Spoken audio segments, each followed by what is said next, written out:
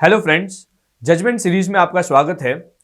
Today we are here with a case Satyam Shivam papers private limited which was recently decided by Supreme Court of India affirming the decision of State of Telangana High Court.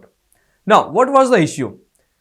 Goods का movement था, SSC ने way bill बनाया, लेकिन जिस दिन way bill expire हो रहा था उस दिन वो गुड्स को डेस्टिनेशन प्लेस पे ट्रांसपोर्ट नहीं कर पाए। इसके पीछे रीजन क्या था?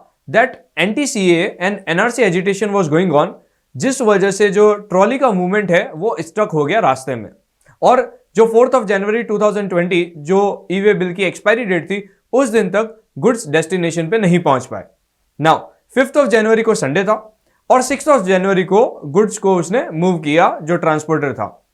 डिपार्टमेंट ने रास्ते में ट्रांसपोर्टर को पकड़ा और यह कहा दैट इंटेंशन ऑफ ट्रांसपोर्टर और intention of SSC was to evade tax payment, और ऐसा मानते हुए डिपार्टमेंट ने टैक्स एंड पेनल्टी दोनों ही इंपोज कर दी। इसके अगेंस्ट में एसएससी जब तेलंगाना हाईकोर्ट में गए तो वहां तेलंगाना हाईकोर्ट ने यह कहा दैट सिंपली वे बिल का एक्सपायर होना itself it doesn't tantamount that SSC का intention evasion of tax payment था। जो one of the very important facts है that agitation was going on, इस वजह से वो गुड्स अपनी डेस्टिनेशन प्लेस पे मूव नहीं कर पाया। तो इस बात को ध्यान में रखते हुए पेनल्टी एंड टैक्स इंपोज करना was not appropriate. In fact department ने फर्दर हाईकोर्ट ने फर्दर ये कहा दैट ऐसे सिचुएशन में डिपार्टमेंटल ऑफिसर के ऊपर पेनल्टी लगनी चाहिए।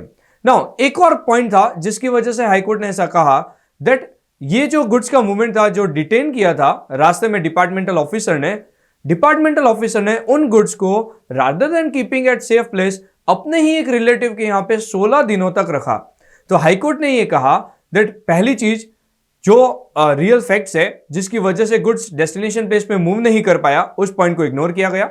सेकेंडली हाईकोर्ट ने कहा दैट गुड्स को सेफ प्लेस पे रखने के बजाय 16 दिनों तक जो डिपार्टमेंटल ऑफिसर है उसने अपने रिलेटिव के यहां रखा। इन दोनों बातों को ध्यान में रखते हुए ये क्लियर है that intention of evasion of tax payment was not there, therefore tax and penalty जो इंपोज की गई उसे ड्रॉप किया जाए।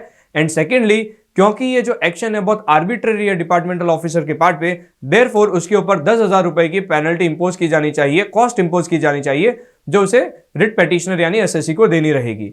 जब डिपार्टमेंट इस केस के अगेंस्ट में सुप्रीम कोर्ट में गया तो सुप्रीम कोर्ट ने हाईकोर्ट की सारी बातें मानते हुए फर्दर ये कहा दैट क्योंकि ये एक्शन बहुत ही इलीगल और आर्बिट्रेरी है तो ऐसी स्थिति में 10,000 रुपए की कॉस्ट सफिशिएंट नहीं है, उसे 59,000 से और बढ़ा देना चाहिए एंड टोटल 69,000 की कॉस्ट उस पर इंपोज कर देनी चाहिए।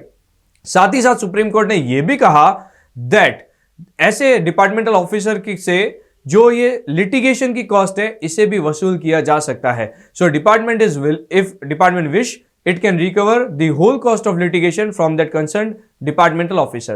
तो friends, we have to take care that यदि हमारा वे बिल एक्सपायर हो जाता है और ऐसी स्थिति में टैक्स एंड पेनल्टी को टैक्स को इवेड करना एसएससी का इंटेंशन नहीं है, तो हम इन सुप्रीम कोर्ट के डिसीजन को या इस तेलंगाना हाई कोर्ट के डिसीजन को या इसी तरह के जो दूसरे डिसीजन है जिसमें बहुत बार ऐसा कहा है दैट पेनल्टी इंपोज करने से पहले यह देख लिया जाए दैट एसएससी वास्तव में गिल्ट माइंड के साथ उस वर्क को कर रहा था या नहीं, तो इन सभी केसेस को हमें ध्यान में रखना चाहिए और ध्यान में रखते हुए वे बिल से रिलेटेड प्रोसीडिंग्स को हमें रिप्लाई करना चाहिए। Thank you.